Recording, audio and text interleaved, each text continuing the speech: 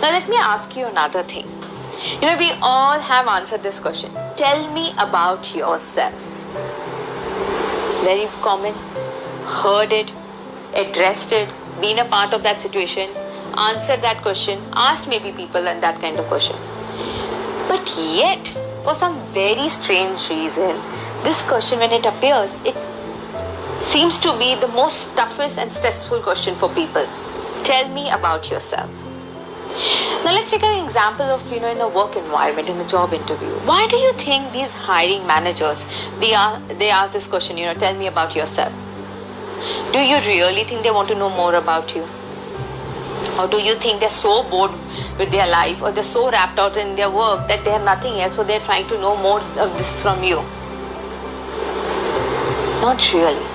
The idea over here is that they are the people whose job is to choose for the best candidate, find the ideal match and weed out the match which is less suitable.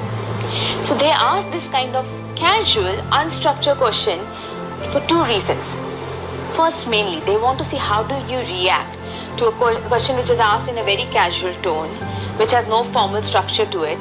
How do you react to it? Second, what do you deem as an important fact that should be included in your introduction?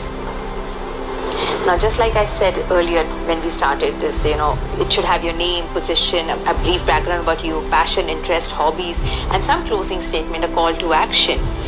But that's an outline of it. How do you make it a USP for yourself? How do you become original? How do you make it crisp, clear, that within 1.5 minutes, it is like that advertisement, like I said, brand ambassador, this is also your advertisement. Before the audience skip ad, in that few seconds, the person has to let them know what is the reason they should not skip the ad or they should buy this product, or how do you create their curiosity?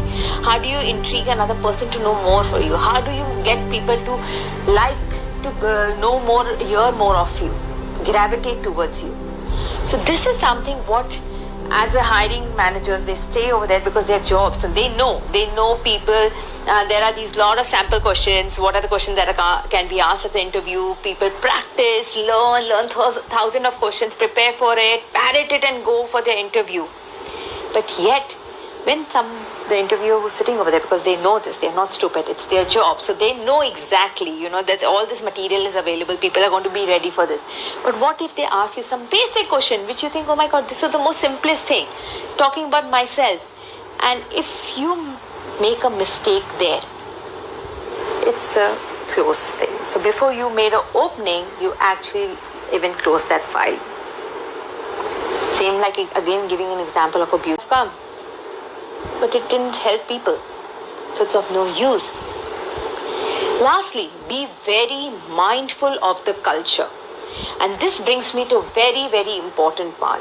We have to be very culturally sensitive. We are living in the world of globalization, multinationals, cross culture, so much is there. We have to be very careful when we are working with people, either international audience, when we are traveling or they are coming to our country and we are working. Very important to take care of these etiquettes and protocols. Now, you might know what to say. You might exactly know what points to add. Your speech might be crisp. You have prepared your speech for different situation. You now know which are the mistakes and not to do. You have best catchphrase. But if you do not have the etiquette of introduction, all this is irrelevant.